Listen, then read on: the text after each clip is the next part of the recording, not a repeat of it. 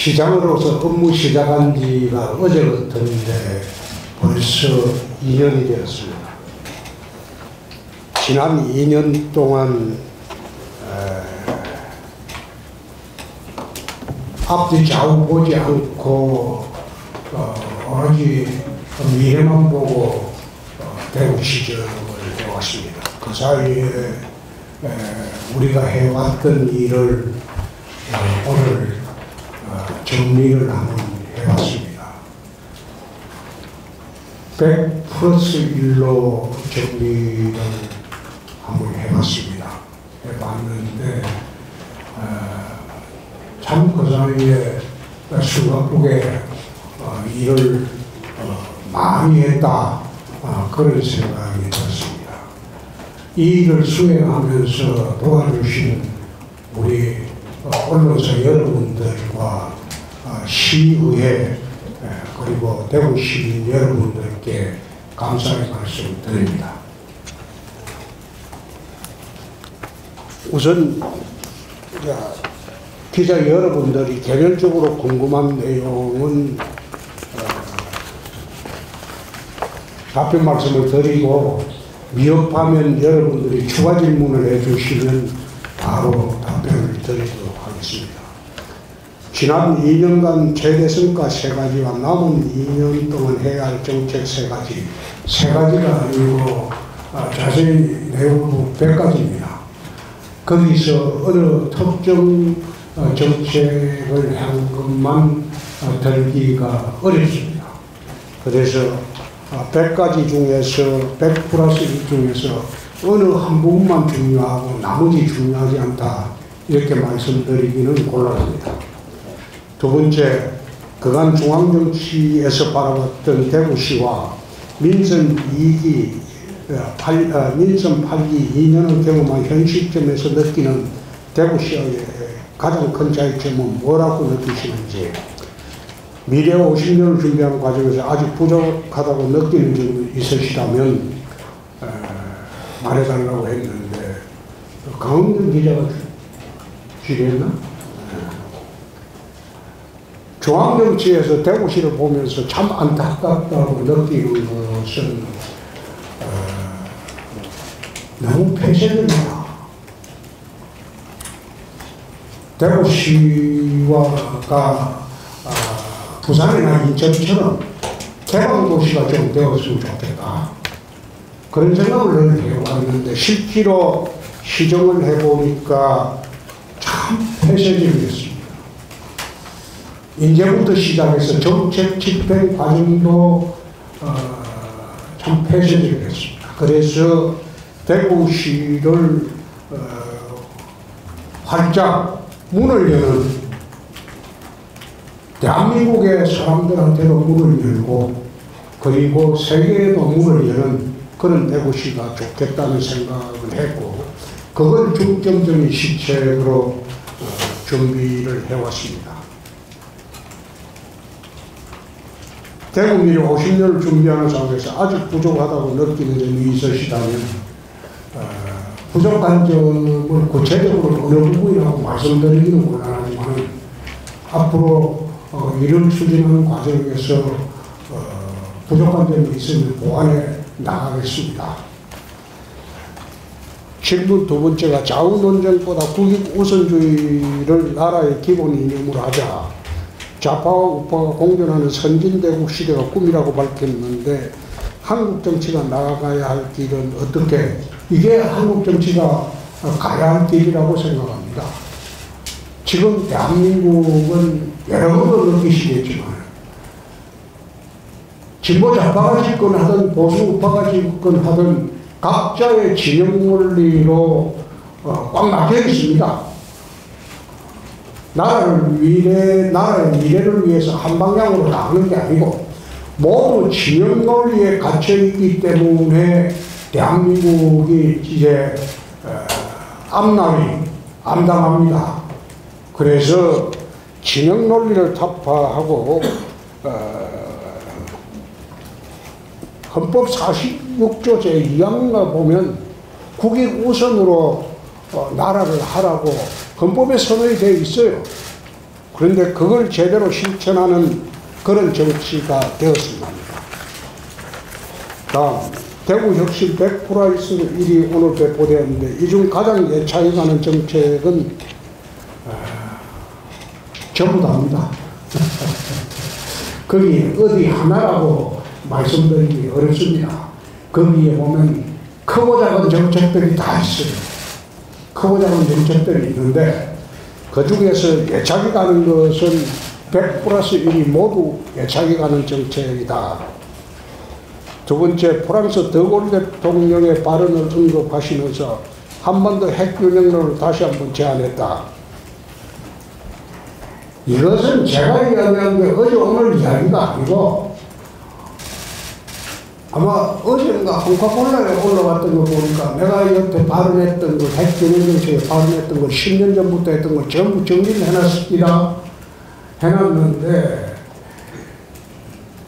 북핵 문제를 외교적으로 풀기에는 이제 늦었어요. 늦었고 되질 않습니다. 한번도 핵균형 정책을 취하지 않으면 가면 갈수록 북의 핵노예가 됩니다. 핵인질이 되고.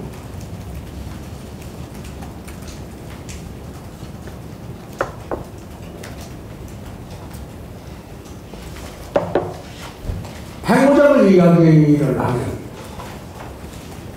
대부분 정치인들이 그걸 거부합니다. 거부 정치인이란 프레임에 갇힐까 싶어서 핵무장을 이야기를 못합니다. 그런데 이제는 자체 핵무장을 해야 할 때 하지 않으면 결국은 시간이 가면 갈수록 대한민국 국민들은 김정은의 핵인질이 되고 핵노예가 됩니다.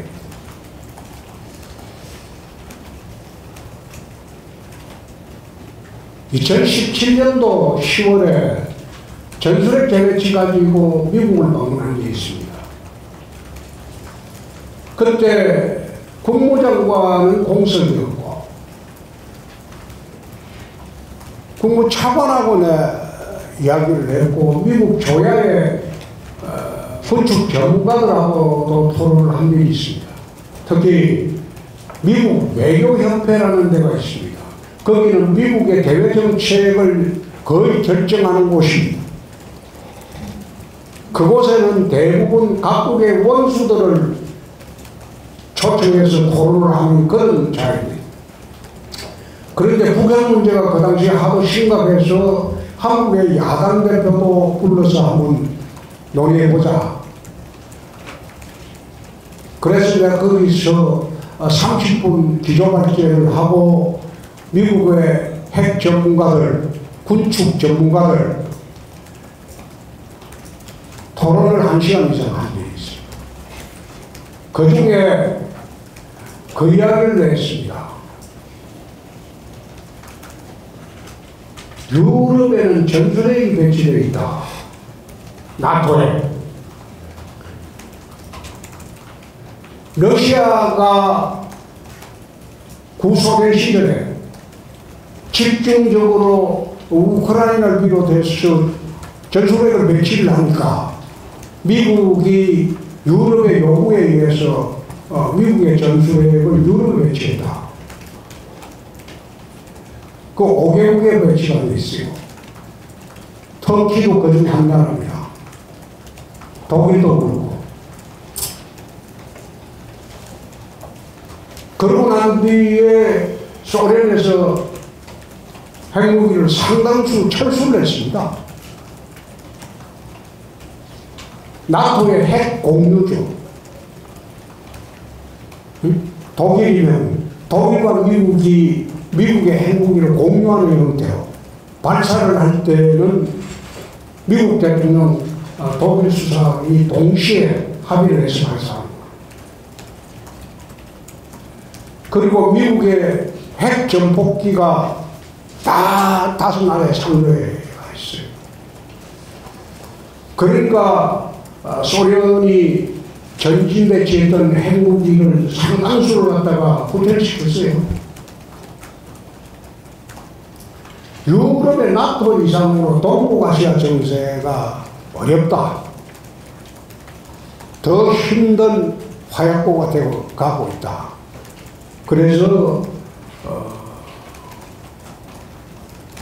91년도 노태우 대통령이 전술핵을 한국에 그때 한 900기 있었어요. 900기.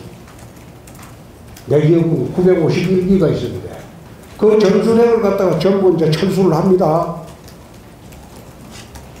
그때 김일성한테 쏘갔죠. 한반도 비핵화 찬성한다고 남북이 합의했기 때문에 전술핵을 철수한다. 노태우 대통령이 그 바보 같은 결정을 했어요. 그러고 난 뒤에 이제 한국에는 전술핵이 없으니까 북은 마음대로 핵 개발을 한 겁니다. 그래서 2017년도 미 외교협회하고 미국 상원, 하원 군사 전문가들하고 의원들하고 토론하면서 전술핵 재배치 문제를 논의했을 때 상원의 군사위원회 상당수가 전술핵 재배치에 찬성을 했습니다. 하원에도 찬성한 사람이 있어요. 북핵을 더 이상 막을 방법이 없다. 그런데 전술핵 재배치 문제를 왜 미국이 꺼리고 있느냐? 한국에는 좌파 정권, 우파 정권이 번갈아 집권하고 그렇기 때문에 전술핵을 그 조범들 좌파들 들어오면 돌아가시라고 할 거고 그러니까 자기들이 한국을 믿고 배치하기 어렵다는 거예요. 그러면 결국 이게 남북이 핵 균형 상태로 가려면 우리가 자체적으로 핵 개발을 할 수밖에 없다. 근데 우리는 핵 개발할 기술도 있어요. 핵물질도 가지고 있어요. 돈도 있어요. 근데 핵 개발하는 절차가 어떻게 되냐? 한미 원자력 협정부터 개정을 해야 돼요. 원자력 발전소에 나오는 핵물질을 재처리하는 권한을 우리가 가져야 됩니다. 지금은 재처리할 권한이 없습니다. 일본은 재처리할 권한이 있어요. 그래서 일본이 가지고 있는 플루토늄 양은 10,000톤에 가깝습니다. 근데 그게 핵무기로 전용을 하면 한 6,000기 정도 1년 안에 만들 수 있어요. 그래서 일본을 핵 잠재력 있는 국가라고 합니다. 일본은 북한이 핵무기를 발사하고 미사일 발사해도 전혀 겁을 내지 않습니다. 우리는 1년만 하면 얼마든지 핵 개발을 할 수 있다. 근데 우리나라는 일본처럼 핵 재처리 권한을 얻지 못했어요. 제일 먼저 해야 될 게 핵 잠재를 갖고 그래서 핵 재처리 권한부터 얻어야 됩니다. 미국 외교협회에서 연설을 하고 난 뒤에 질의응답 과정에서 군축 전문가들이 경제제재를 이야기를 했습니다. 경제제재를 건질 수 있겠냐? 그래서 내가 그런 반박을 2017년도 10월에 했어요. 우리가 북한인 줄 아냐? 북한은 폐쇄 경제 제재라서 경제 제재해도 나라에 큰 어려움이 없다. 그리고 세계 경제에 미치는 영향이 거의 제로에 가깝다. 그런데 한국은 세계 10대 경제 강국이고 무역 강국이다. 한국을 경제 제재하면 미국은 언제 나겠냐? 예를 들어 삼성 반도체를 미국에 공급하지 않으면 너희들 첨단산업 돌아가겠냐? 경제제재를 한다는 게 그게 무슨 말이 그런 말을 할 수 있느냐? 우리나라가 적성국가냐?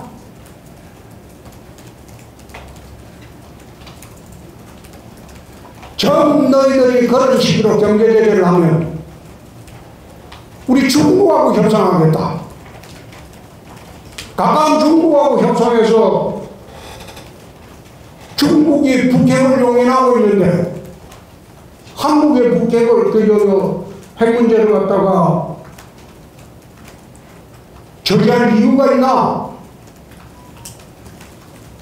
적성국가도 아닌 우리나라를 경제제재로 운영하는데, 그리고 당신들이 매년 방위비 가지고 그렇게 한국을 못 살게 하는데, 방위비 대주머니 핵개발 해가지고 주한미군 철수해군들 핵개발만 하면 우리나라가 북핵 공격을 받겠나? 그런 거 가지고 협박해서 말이 되냐? 우리나라가 어디 미국의 동맹국이지 적성국이냐? 그 뒤로부터 끝날 때까지 그 문제에 대해서 미국 쪽에 질문이 없었어요. 그래서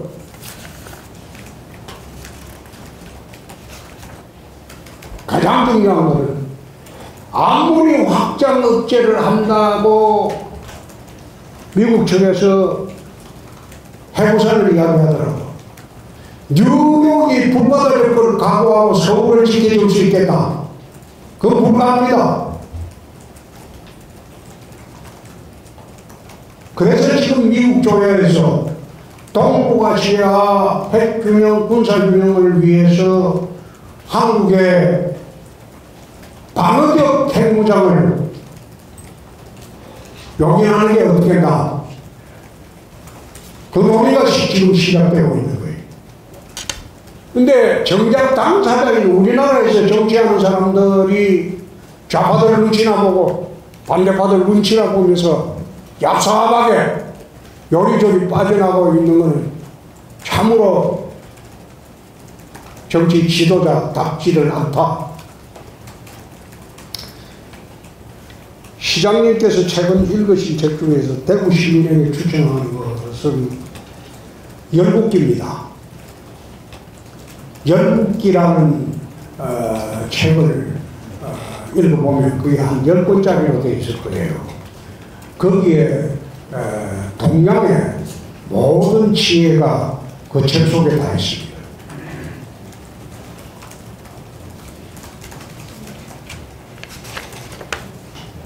지난해 상반기에 4번째 책인 꿈은 이루어진다고 출간된다고 했는데 요건 시기 보고 있습니다. 책은 거의 다 만들었습니다. 지금 출간할 때가 아니다 싶어서 시기를 좀 보고 있고, 이건 책은 거의 다 만들었습니다. 윤 대통령의 대구 사랑이 남다른 것 같습니다. 대구시 핵심 사업을 전폭적으로 지원하고 있고 역대 대통령과 비교했을 때 유독 대구 방문이 잦다는 걸 느낌을 받습니다. 어려운 시절 대구에서 좋은 추억이 있었기 때문이라고 보시는지 아니면 시장님과 많은 이야기를 나누고 싶어서인지 둘 다입니다. 5대 미래산업 성과 중 특별히 강조하고 싶은 분은 오경묵 기자는 ABB 산업이라고 했는데 우리는 이것뿐만 아니고 다른 것도 똑같습니다. 똑같은데 ABB 산업의 성과 전망은 주로 이제 수성 알파시티를 중심으로 기업체들이 많이 들어오고 있습니다. 과기부가 추진하는 국가 디지털 혁신지구 예타산업은 예타 면제로 과기부에 지금 마지막 과기부에서 예타 면제권을 가진 게 기재부입니다. 근데 기재부 장관하고 마지막 협상을 하고 있습니다. 저출산 문제 극복이 국가적 과제인데 이것은 지자체에서 아무리 노력해 본들 이 국가적 과제의 저출산 문제가 극복이 되지 않습니다. 지자체만의 문제가 아니고 국가적 과제입니다. 그런데 이 문제는 나는 첫째, 세태의 문제. 요즘 욜로족이라고 하죠. 욜로족이 뭐? 당장의 즐거움을, 응? 당장의 즐거움을 추구하는. 뭐라고? 당장의 즐거움을 먼저 추구하는 2030. 아닙니까? 자기가 사는 세대에 한 번 살고 마는 인생인데 자식까지 낳아가지고 우리가 고생할 필요가 뭐 있나? 세태가 지금 대부분 그렇게 흘러가고 있어요. 그 세태부터 우선 바로잡는 문화가 우선 돼야 됩니다. 그 두 번째, 자식을 낳으면 교육 문제, 보육 문제, 그 다음에 자녀 양육 문제, 모든 걸 떠나서 이걸 국가가 책임질 수 있는 구조로 만들어줘야 돼요. 예컨대 스웨덴 같은 경우에 자녀를 낳는 게 보통 3명에서 5명까지 낳습니다. 스웨덴 같은. 근데 그 국가가 모든 보육을 책임지는 거예요. 그런데 스웨덴 같은 경우에는 소득세율이 50%가 넘습니다. 우리나라는 20만 2, 3%밖에 안 되죠. 그 국가가 대신 살림살아주는 그런 구조입니다. 그렇게 하다 보니까 모든 보육, 교육, 자녀 양육 이런 문제는 국가가 다 해줘요. 그래 하다 보니까 자녀에 대한 부모가 헐떡이는 게 없어지는 거죠. 그래서 주택 문제 이런 문제가 종합적으로 고려되어야 할 것 아닌가 그렇게 보여집니다. 대구시장에 재선에 도전할 여지는 없으십니까? 내가 계속 있는 것은 여러분들이 좀 힘들잖아요.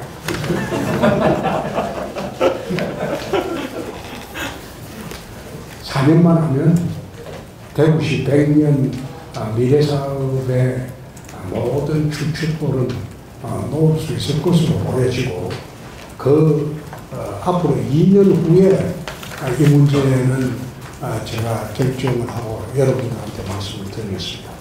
문 문제가 심각한데 이 말문 하이웨이 어떻게 진행되고 있느냐. 금년 7월에 환경부 장관하고 안동시장하고 대구시장이 아마 3자가 모여서 대구시에서 안동물 공급에 대한 MOU를 체결할 겁니다. 그게 우리는 한 1조 2천억 정도 들 것이라고 봤는데 환경부 추산은 2조가 훨씬 넘습니다. 근데 그게 전부 국가 예산으로 해요. 그래서 이것은 금년 7월경에 환경부 장관하고 대구시장하고 안동시장이 확정적으로 MOU를 체결합니다. 군위에 이제 SMR을 한다고 했는데 이제 반대하는 사람도 있죠. 원자력 그러면 경기 일으키는 좌파 집단들이 다 있죠. 다 있죠. 다 있는데 이 문제는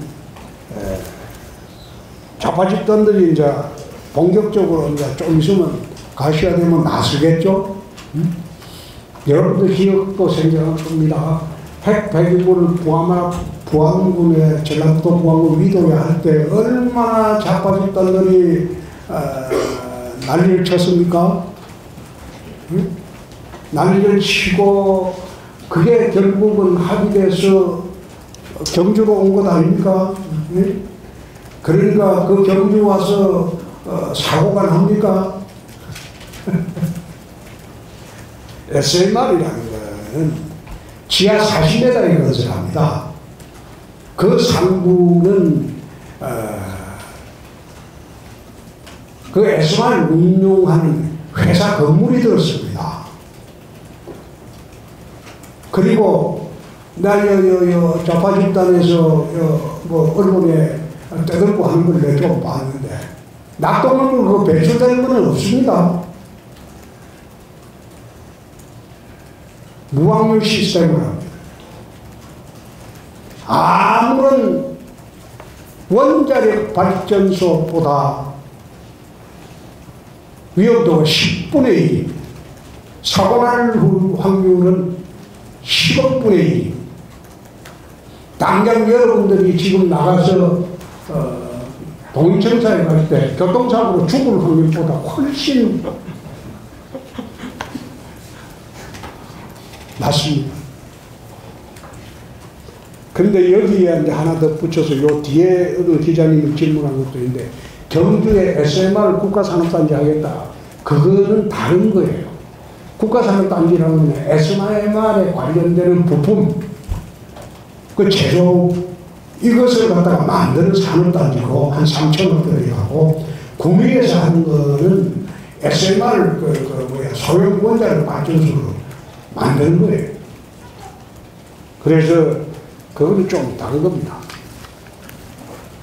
취임 2년 동안 대구시가 전국 최초로 시도한 민생정책이 맞는데 가장 보람된 정책, 보람됐다기보다도 의미 있는 정책이라고 한다면 마트 요일 그 휴일 변경하는 겁니다. 그게 이제 여러분들은 단순히 요일 변경 그 이야기만 하는데 그게 이제 한국 정치에서는 좌파 정책의 상징적인 정책이 바로 그 정책입니다. 가진 자의 것을 억누르고 뺏으면 가지지 못한 자에게 돌아간다. 그게 소위 휴일에 쉬어라고 강제하는 제도였고, 근데 실제로 가진 자의 것을 뺏는다고 해서, 억누른다고 해서 가지지 못한 자한테 그것이 돌아가느냐? 그렇지 않습니다. 오히려 가지지 못한 자들이 더 힘들어지는 세상이 돼요. 가진 자가 돈을 풀어야 돼요. 가진 자가 돈을 써줘야 돼요. 그걸 일요일은 토요일 일요일은 무조건 쉬어라. 쇼핑 문화가 지금 달려져 있잖아요. 쇼핑 문화가 매일매일 쇼핑하러 가는 게 아니고 주말에 집중적으로 일주일치, 한 달치 사는 게 쇼핑 문화입니다, 지금. 미국 같은 경우에 왜 아울렛이 발달했을까요? 미국은 동네 그 구멍가게가 없어진 지가 레이건 시대에 들어와서 동네 구멍가게가 없어집니다. 전부 아울렛 시대입니다. 그래서 미국도 거의 보면 사람들이 주말 또는 평일도 아울렛 가서 교회 나가서 물건을 사가지고 일주일치 한 달치 사가 들어오는 쇼핑 문화가 달라져 있어요. 지금 우리나라도 그렇게 가고 있지 않습니까? 80년대 전 미국처럼. 그래 달라졌는데 강제로 이걸 누르면 서민들한테 전통시장에 이익이 갈 것이다. 실제로 더 손해가 갔잖아요. 그 풀고 난 뒤에 전통시장하고 더 활발해졌잖아요.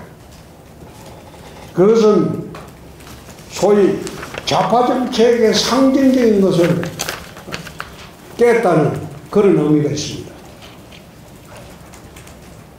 사는 중임제 개헌이 필요하다. 사는 중임제 개헌을 하면 좋죠. 근데 하려면 대통령 임기를 단축해라 이래라고 하는 건 곤란하겠죠. 이미 5년 대통령으로 당선된 사람은. 그래서 적절한 시기에 4년 중임제 개헌하는 것을 찬성합니다. 남은 임기 동안 가장 역점 두고 마무리하고 싶은 현안은 현재 진행 중인 사업은 전부 다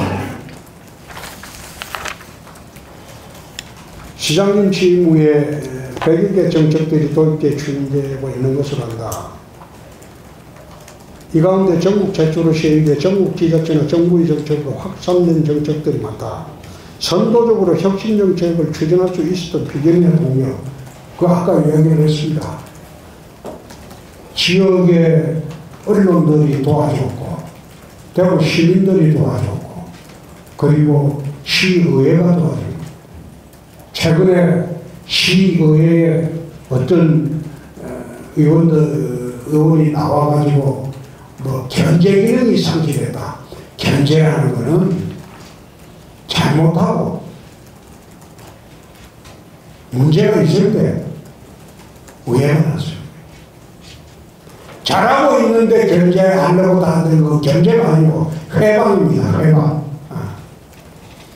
그런데 시의회에서 나온 말들 중에서 어느 방송사에서 집중적으로 보도를 어젯밤에도 하고 오늘 아침에도 했던데 보니까 저 방송사는 해방나오라고 선동하는 거다. 견제라는 거는 일이 잘못되고 정책이 잘못됐을 때 하는 게 견제고, 잘하고 있는데 견제하라고 하면 견제가 아니고 회방입니다. 회방. 그래서 내가 좀 이상하게 선동한다. 난 그래 봤어요. 시장님이 판단하기에 보람 있고 의미 있는 정책 한두 가지가 아쉬운 정책. 아쉬운 정책 없습니다. 전부 다 열심히 했습니다.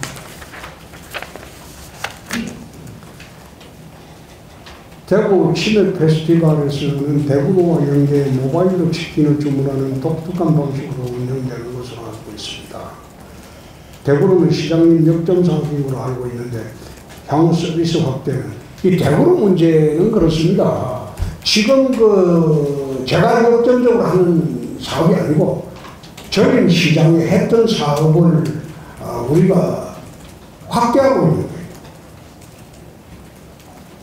근데 각 지방자치단체에서 공공앱으로 한 것은 거의 실패를 했어요. 전국적으로 다.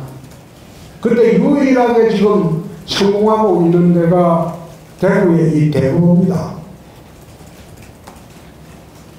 아마 카카오하고 지금 경쟁 중인 택시 문제도 곧 공정위의 결정이 내려올 겁니다. 그래서 대구 시민들이 보다 값싸고 그리고 편리하게 운영할 수 있도록 대구로 사업이 좀 확장되고 잘 됐으면 좋겠습니다. 신천에 나무가 쉽게 되어 있어 보기는 좋은데 시청 곳곳에 준설 작업이 지속되고 있어 시민들이 불편이 있다. 이 세계일보 김두근 기자님 어디 갔어? 예. 준설은 끝났어. 얼마 전에. 장마 전에 내 끝내라고 지시해가지고 그거는 3월에 내 지시를 했어요. 장마 전에 끝내라. 그 준설하고 다 끝났어요. 다시 한번 나가봐요. 기업축제에 대해 가지고 이제 의문이 많은데 기업축제의 인신방견문 중에서 여기에 쟁점이 뭔가 하면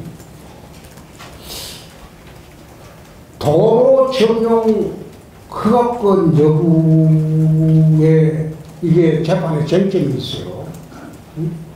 그냥 집회 신청만 하면 무조건 도로 점용 허가 없이 무조건 그 자리에 집회를 할 수 있느냐?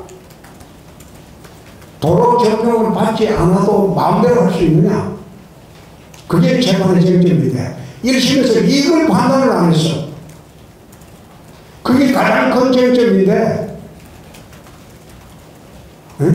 도로 점용 허가권이 행정관청에 없다면 지금 마음대로 하는 거지. 우리가 단속할 근거가 없는 거지. 근데 주요 도로에는 70법 12조에 보면 집회 제한구역이 전국 도로에 다 명시가 되어 있어요. 그 중에 대부분은 8곳입니다. 주요 도로가. 8곳은 거기서 집회 제한구역으로 집시법 12조에서 제한구역으로 되어 있어요. 근데 거기에는 집회 신청한다고 해서 다 허가해 주는 거 아니에요. 신고만 하면 도로 점용 없이 지금 마음대로 그 점용할 수 있느냐? 그걸 판단해 달라고 검찰에도 이야기하고 법원에도 이야기했는데 법원에서 이거 판단을 안 했어요. 아예 판단을 안 했어. 근데 대법원 판례를 보면 무신고 집회에는 도로 점용 허가를 받아야 된다고 명백히 되어 있어요. 대법원 판례. 그런데 신고 집회도 똑같을 겁니다. 왜 그러냐? 판사가 행정관청의 허가권을 판결로 대행을 할 수가 없어요. 판사의 권한 아니에요.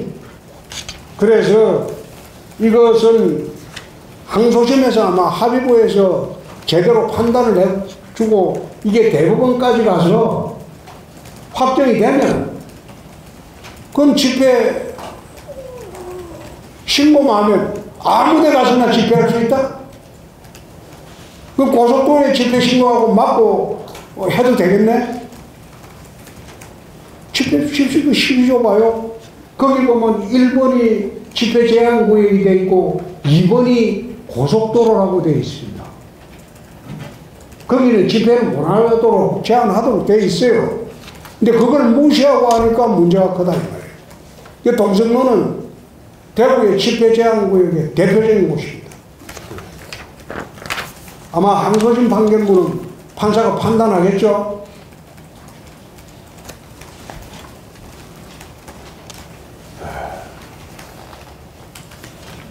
뭐 경향신문 백경렬 기자님도 똑같은 질문을 해야 되는데 그건 내 답변에 가름을 하겠습니다. 그 정도 하면 됐죠. 박정희 전 대통령 동사거리에 대해서 추가로 계획적인 사고는 없습니다. 없고 그거는 우리가 조례에 적법하게 통과되어 있기 때문에 그것은 법에 근거해서 하는 집회에 따름이고 대구에 지금 하고자 하는 것은 동대구역 광장을 박정희 광장으로 명명해서 새롭게 아마 그 표지판을 붙일 겁니다. 명명하고 거기에는 3m 정도의 동상을 세울 생각이고 그 다음에 박정희 공원이라고 명명하는 그쪽은 한 6m 정도. 그게 이제 최근에 뭐 대구 시민단체가 대구에서 뭐 박정희 그 동상 세우고 운동하는 분들이 우리 시청에 모금운동 할 때 우리는 불어가 있어요. 그 시민들 부담 지으면 안 된다. 근데 우리가 부르고 하니까 경상북도 가가지고 모금해서 하겠다고 하는데 나는 그게 거기에 모금을 하면서 10m 동상 운동을 하는데 지금 우리가 6m로 하는 이유가 있습니다.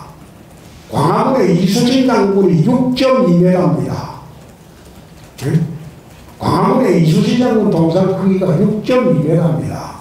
그러니까 이수진 장군 동상보다 커서 되겠냐? 그래서 6m로 하는 겁니다. 이거는 법률에 의한 행정집회이니까 그대로 합니다. 동성로 프로젝트가 시행된 지 몇 개월이 지났는데 상권이 가시적으로 살아나지 않는다는 말이 있다. 지금 시작이니까 시작부터 바글바글하면 누가 그걸 못하겠습니까? 지금 시작입니다. 그 다음에 중국 싱하이밍 주한대사관에서 판다 한 장을 보내줬고 요청했는데 지금 그 외교부하고 좀 협의를 하고 있는데 중국 측에서 외교부를 통해서 요청을 해달라. 그래서 외교부하고 협의를 하고 있습니다. 판다가 이제 확정적으로 들어오게 되면 그 관련 시설 준비를 하는 것도 필요하고 1년에 아마 판다 한 쌍 양육하는 게 30억이 넘을 겁니다. 그 양육비가 30억이 넘을 건데 거기에 대해서는 대구시 공원이 개방되면 관람객 수만 하더라도 30억은 훨씬 넘게 들어올 것이기 때문에 문제는 없을 것으로 봅니다. 요 밑에는 국민일보 책이 나는데 SMR 국가상담 이건 아까 내가 설명을 했습니다. 이거는 SMR에 필요한 그 부속 이거 국가상담 3천억 들여한다는 거고 우리가 하는 것은 4조가량 들여서 발전소를 짓겠다는 겁니다. 군부대 이전 및 종종 부지 개발 추진사항은 군부대 이전은 7, 8월경에 국방부로부터 두세 개 지역에 대한 군 작정성 검토 결과가 올 겁니다. 오면 그걸 기초로 우리가 연말까지 사업성 검토를 합니다. 그래서 두세 군데의 후보지가 오면 대구시에서 사업성 검토를 해서 이전 부지를 확정할 겁니다.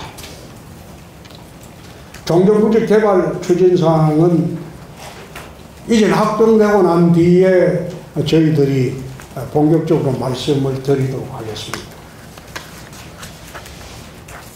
젊은 공무원들이 공직마인드와 이탈이 심각해지면서 전국 지자체마다 이들을 붙잡기 위한 다양한 방안이 추진되고 있는데 나는 거꾸로 생각하지 않습니다. 본인의 자유입니다. 하기 싫으면 나가서 새로운 일 하면 되고 그거 본인의 선택인데 아무리 인센티브를 제공한다고 해도 나갈 사람은 나가는 겁니다. 그래서 여기에 대해서는 나는 크게 관심을 두지 않습니다. 나가면 더 많은 새로운 자리가 생기니까요. 행정통합 문제가 이제 경북 북부 지역의 반발 기류가 있다. 명칭점을 두고도 경북도가 엇박자가 나오고 있다. 제가 할 수 있는 일은 대구시의회의 동의를 얻는 일과 시민들의 지지를 받는 일이 그건 제가 하는 일. 그리고 경북에 반발하고 경북의 문제는 이철우 지사가 하기. 내가 그 문제를 나서면 주저넘는 겁니다. 나는 이철우 지사의 역량을 믿습니다. 국회를 특별법이 통과되어야 되는데 민주당이 쉽게 동의해 줄지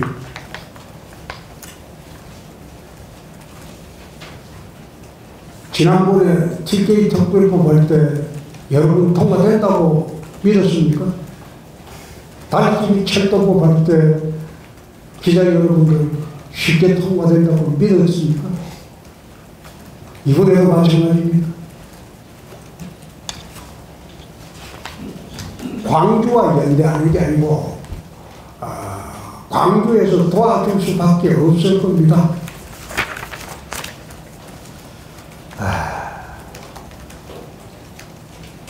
남은 임기 2년 동안 가장 힘을 실어 추진할 업무는 대부분 지금 우리가 오늘 보여드릴 100+1 중에서 우리가 완성한 것도 있고 추진 중인 것도 있는데 여기에 우리가 단 하나도 소홀히 넘어갈 게 없습니다. 전부 가치를 잘할 겁니다. 대구 경북 행정통합 등에 중앙정부에서 넘겨받을 수 있는 권한은 어느 정도일지 예산 확보할 거라고 이런 말씀은 참 이게 이제 우리가 관심사죠. 그런데 일각에서는 완전 자치권을 회복해라. 가져오나. 대구 경북이 통합하면 재정 자립도가 32.5% 정도 돼요. 완전 자치공화국이 돼버리면 중앙정부에서 도와주겠습니까? 우리가 지금 대구 경북 통합하자는 게 TK 공화국만 늘자는 거 아닙니다. 어떻게 중앙정부 권한을 전부 자치정부에서 다 지어버리면 국가에서 그 돈 도와주겠어요? 너희끼리 살아봐야지.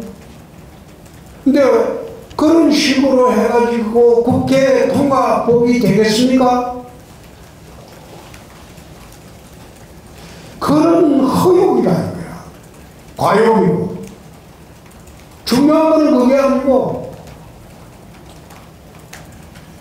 대구 경북 특별시를 만들어서 서울과 대구가 양대축으로 발전하는 구도로 만들고, 그리고 지원기관이 아닌 집행기관으로서 대구 경북 특별시가 되어버리면 대구 경북 지역에 골고루 잘 살게 하는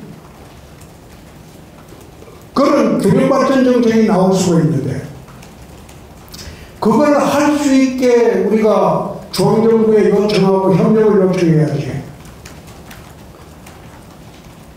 너하고 다르게 대구 경북에 우리 TK 공화국 만들 테니까 그냥 다 발라.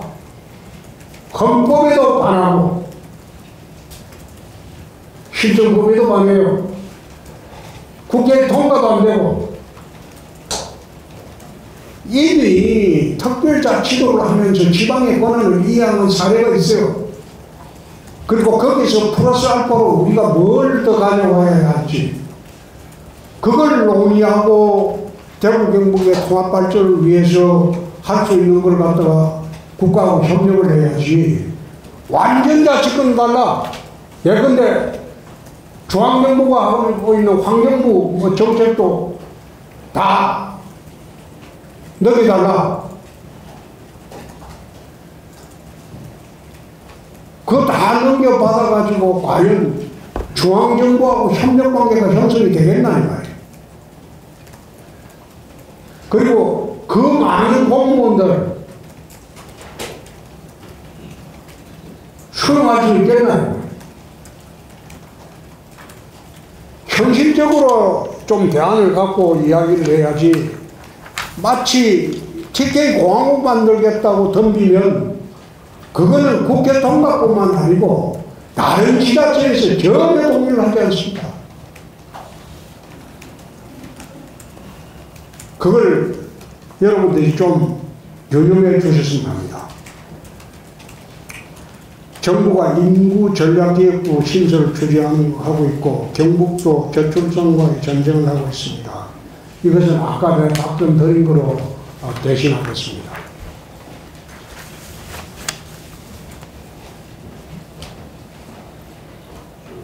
통합에 대해서 여러 가지 질문이 있었는데 이것도 아까 내가 답변한 걸로 하겠습니다.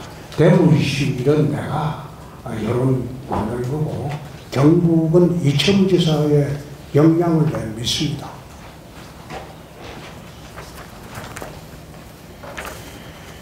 또 경북내에서도 출산율 최고라고 하는데 이거 아까 답변한 걸로 정리하겠습니다.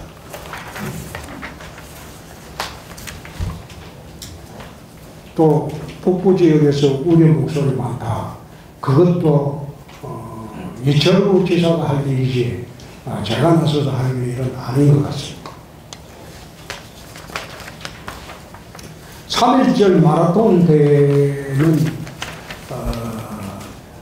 2월 마지막 주 일요일에 시행하는 것으로 다 대한육상연맹하고 KBS하고 다 합의가 됐습니다.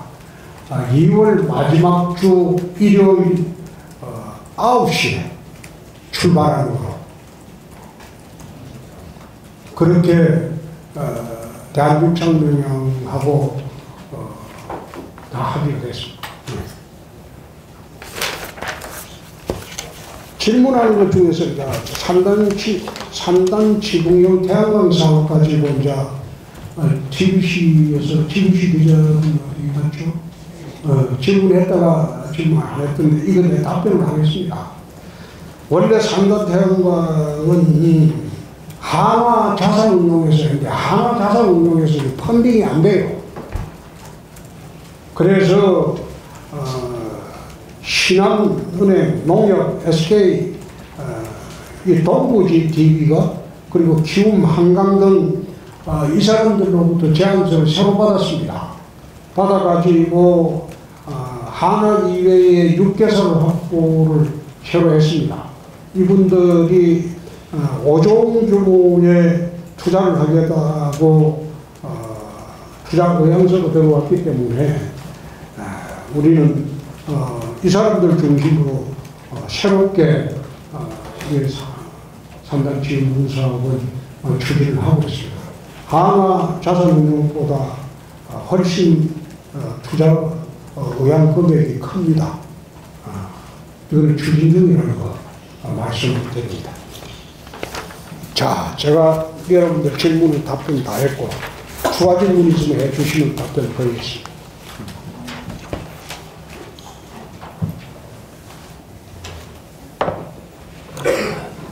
시장님, 저기 화물 보시죠. 3.1절 마라톤 그거를 대한육상연맹에서 그날 안 된다고 한 이유가 무엇인지 궁금. 이게 2월 23일 시행하면 날짜가 앞당겨지고 날씨가 추운데 이게 기록은 좋게 나올 수가 있는데 시민 참여율이 조금 걱정되는 부분이. 시민 참여는 그때 대구 시민주간입니다. 시민주간이고 날씨가 좀 쌀쌀해야지 기록이 잘 나오고, 그리고 대한육상연맹에서 3.1절 하는 것은 제일 먼저 문제를 되는 게 KBS입니다. KBS는 3.1절 중계를 해야 되는데 마라톤 뛰면 3.1절 중계를 못하잖아요. 지금 그 마라톤을 중계할 수 있는 데가 내가 듣기로는 KBS밖에 없어요. 그리고 JTBC도 이제 마라톤 중계는 하긴 합니다만, JTBC야 뭐 이제 서울하고 거기서만 하는 거고, 그래서 이제 KBS 중계 문제도 있고, 또 그게 동안 마라톤하고 서울 마라톤하고 간격입니다. 그래서 서울 마라톤 주최하는 동아 마라톤 그 주최하는 지금 서울 마라톤으로 됐죠. 거기하고 참 간격이 너무 붙어 있어요. 인류 선수들이 돈 많이 주는데 올 거 아니에요. 그래서 우리는 도쿄 마라톤하고는 붙자. 도쿄 마라톤. 그건 우리가 돈을 훨씬 많이 주니까. 인류 선수들이 선택을 어디 하는지 도쿄 마라톤하고 붙자. 그래가지고 3.1절보다도 일주일 앞당겨가지고 2월 마지막 주 일요일 날 9시에 그래 하는 걸로 대한육상연맹하고 다 합의가 다 됐어요. 네. 그 엊그제 가덕도 신공항이 이제 2차 유찰이 됐다고 하는데 그 현대건설 컨소시엄 한 곳만 이제 유찰을 했고, 그리고 여기에 이제 그 신공항 공동협약에 참여하는 대우건설이 24% 지분으로 참여를 했다고 합니다. 그래서 혹시 시장님께서 보실 때 추후에 리스크 관리라든지 우려하실 만한 사안이 있으실지. 대우건설은 뭐? 대우건설이 이제 그 엊그제 가덕도 신공항이 이제 2차 유찰이 됐는데 거기 이제 내가 늘 이야기했듯이 대구 언론은 가덕도 신공항하고 경쟁하는 그런 보도는 좀 자제해줬습니다. 거기에 관심 가질 필요도 없고, 과도한 관심 가져가지고 PK하고 TK가 또 공항 가지고 또다시 경쟁하는 그런 보도는 옳지 않습니다. 근데 그런 질문을 안 듣는 걸로 하겠습니다. 그건 우리하고 상관없어요. 그건 국가 재정 사업이고. 그럼 거기 이제 컨소에 들어가고 이제 공부 같이 해도 괜찮은. 걱정 안 해도 되니까 그런 질문 하지 말자. 알겠습니다. 또 발표해 주셨는데 보안 휴가 축제 관련인데요. 예상 가능할 것 같긴 한데 사실 법원의 판단이 이제 나오진 않았잖아요. 그래서 올해도 휴가 축제 이제 집회 주최 측에서는 대중교통 전용지구 거기에서 할 것으로 좀 예상이 일단 되고 있어요. 아마 이제 그렇게 되면 경찰의 입장을 좀 들어보니까 시에서 어떻게 할지 긴장을 하고 있어요. 그래서 작년과 같은 또 마찰이 있지 않을까 이런 우려 섞인 목소리가 나오고 있던데 시장님께서 작년 같이 또 장소에 이렇게 정해진다면 그때 가서 얘기해. 됐어.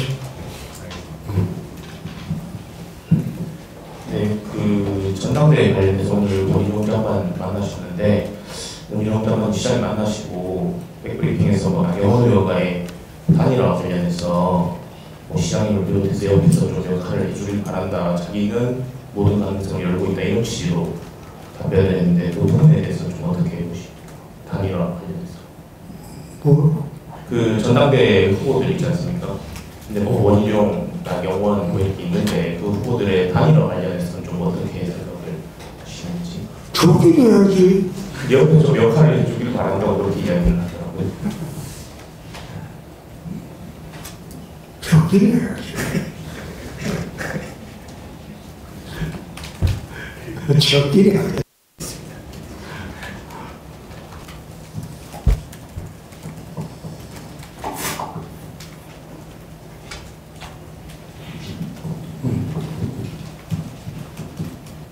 시장님 아까 행정통합 관련해서 무슨 TK 공하고 이런 말씀도 하셨는데 제일 중요한 게 이제 권한과 예산이 아닌가 이렇게 생각이 듭니다. 권한을 논의해야 되고 예산 같은 경우에 지금 뭐 지방 교부세를 조금 더 이제 통합했을 경우에 좀 더 상향 조정할 수도 있을 것 같고 또 국세를 또 지방세로 좀 전환할 수도 있을 것 같은데 재정을 늘리기 위해서 좀 적절한 행정 통합했을 때의 어떤 재정 수준이라 할까요? 그런 생각해 보신 적이 있습니다. 그걸 지금 이야기하면 경상북도에서 바꿔야 경상북도에서 지금 제대로 된 의견이 없어요. 우리는 이미 의견이 취합이 돼가지고 통합 뒤에 제도를 어떻게 운용을 하고 중앙정부로부터 제도를 어떻게 받아올 것이고 통합 관련 법률안도 거의 기초가 다 마련돼 있어요. 근데 경상북도는 그게 없어. 그래서 우리가 지금 거기에 대해서 말을 하면 또 발끈해. 내일 신문 최세호 기자님께로 또 먼저 떠들고 그런다고 또 난리였죠. 그건 답변 못하겠어.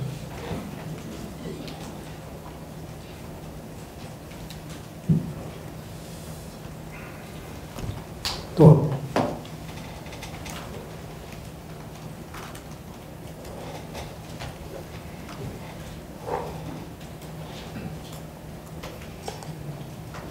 대구 언론들은 아까도 내가 그것도 좀 부탁하는데 가덕도 신공항에 대해서 관심을 안 가져줬으면 좋겠습니다. 그 자꾸 가덕도 신공항을 관심을 가지면 부산에서 공항 안 되기를 바라는 거냐고 반발이 들어옵니다. 그러니까 대구 언론들은 거기에 대해서 관심을 제발 좀 안 가져줬으면 좋겠어요.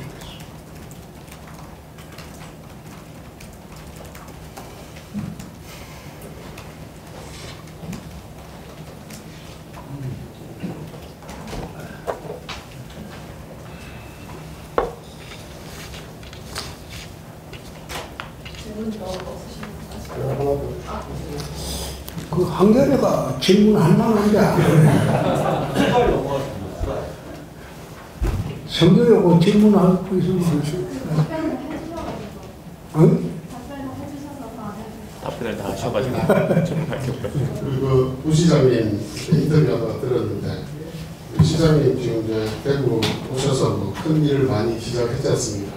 그래서 큰 일 중에서 뭐 이게 공무원이 행정적으로 이 어려운 수준으로 넘어가면 본인이 직접 많이 나서서 도와줬다, 직접 하셨다 그랬는데 지금 저는 경제지 기자로서 수상하다시피 국가 디지털혁신지구 지정하는 거 이거는 국가가 국익 차원에서 좀 지적을 해주는 게 바람직한 것 같은데, 네, 근데 지금 관리부나 뭐 기자나 그쪽이 조금 절반성을 모르는 건지. 예타 면제. 예타 면제가 됐다. 예타 면제지. 네. 그래. 예타 면제 부분인데. 그 부분은 이제 국가가 이제 좀 절박성을 덜 느끼는 건지 아니면 우리 일부 국장들 중에도 마음대로 가가 뭐 무릎 꿇고 울기도 하고 이런 또 적적이 있는데 좀 덜 노력해서 그런 건지. 그거는 국장선에서 해결될 문제가 아니죠. 국장이 가서 문제 해결할 것 같으면 그 국장 진짜 대단한 국장이지. 그것도 기재부 국장선에서 해결할 문제도 아니죠. 그래서 그런 문제는 실무선에서 해결된 문제가 아닌 거는 내가 직접 합니다. 긍정적으로 보시는 거죠. 기회발전 특구 지정도 되고 그렇습니까? 기회발전 특구는 지정은 됐죠. 네, 됐으니까. 그래. 국가 디지털혁신지구 지정은 그거는 이제 예타 면제 부분은 기재부에서 아마 검토를 하고 있을 겁니다. 과기로서는 하자라는 거고. 실제로 마름물 하이웨이 재산도 예타를 실시하면 언제 될지 몰라요. 그래서 그것도 지금 예타 면제로 추진합니다. 맑은 하이웨이 하는 그 우리 물 문제도 그 환경부에서 예타 면제를 신청하고 기재부에서 예타 면제를 하는 방안을 우리가 추진하고 있습니다. 그 예타 절차로 들어가게 되면 앞으로 10년이 있을지 20년이 있을지 그게 안 되는 문제이기 때문에 예타 문제를 추진을 하고 있습니다.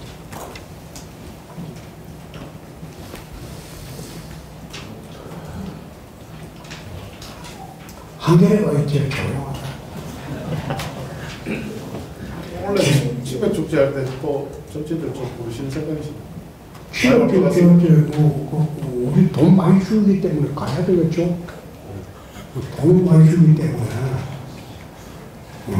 가야 되겠죠. 서울에서 이제 많이 옵니다. 이준석. 자꾸 계획은 되는데 오겠어. 구체적으로 되는데.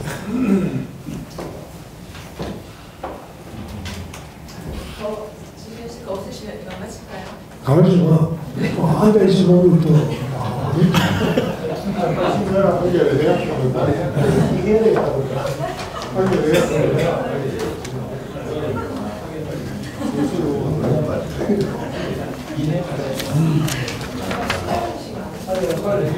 질문 안 하시면 아프지 않을 것 같아요.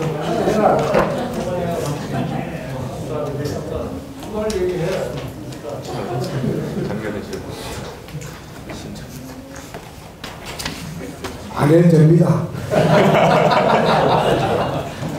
그리고 정말 우리 전반기 2년 동안 기자분들이 정말 많이 도와주시고 그리고 시민들이 또 지원을 해주고 의회에서 정말 같이 의논해서 이렇게 혁신을 해준 데 대해서 참으로 감사 말씀을 드립니다. 어제 이기 의장단이 출범을 시작했고 또 새롭게 구성된 의장단들과 협력을 해서 잘 하도록 하겠습니다. 아까 이야기했던 대로 그게 일을 못할 때 견제와 침착을 하는 게 의뢰의 역할이지. 일을 잘하고 있는데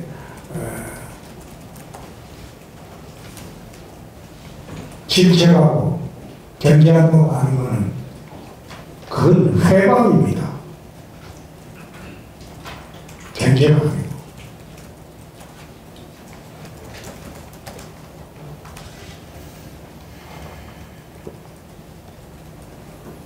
그래서